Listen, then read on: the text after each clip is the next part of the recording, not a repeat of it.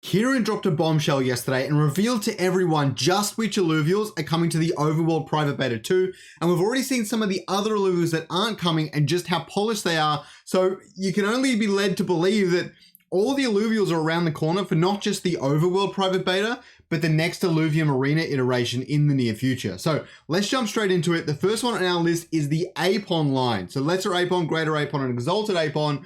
Obviously, they're an Earth Mystic type. So basically, they're going to be healers that are super tanky. I cannot wait. The next one is the Monkey line, which are Earth Fighters. So tanky fighters are always really, really good. We don't really have anything that combines the two so much yet. I mean, Titanol's great and he does damage with the Omega, but he doesn't deal a heap of damage just on his own, just being in the front line. So this is going to be a really interesting one to see in the game.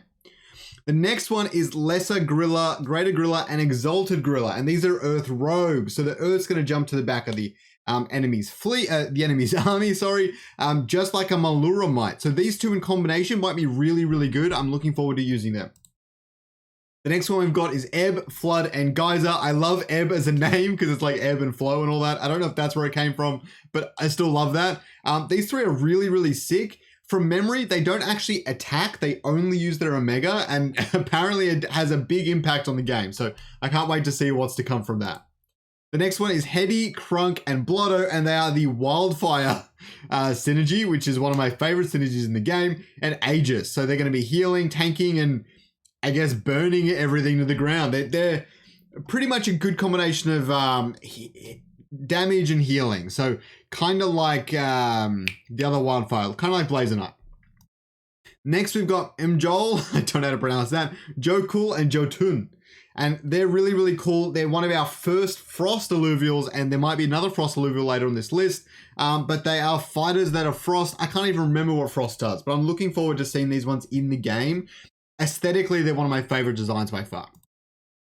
Foe, Forest, and Phosphorus. I've always really liked this Illuvial, and a long time ago I used to get this one and Blazonite mixed up because they looked kind of similar to me. I don't think they look similar anymore, especially in game. But I can't wait to see how this plays out. This one is Bloom, so same as Malura again. So I think Malura is going to get a bit of a buff in terms of great partners to be in battle with.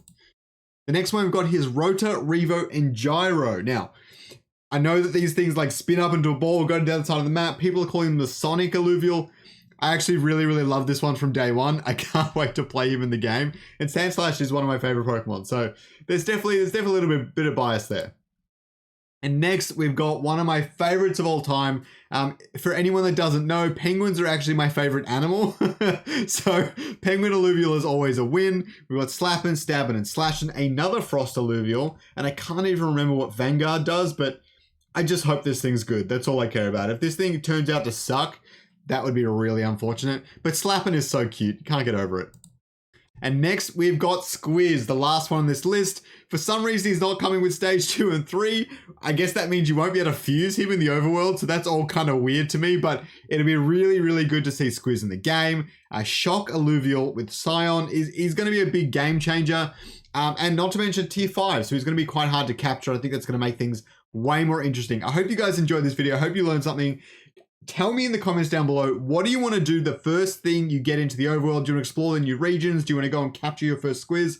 What is the game plan? Let me know, and don't forget to check out this next video if you haven't already. Have a good day, guys.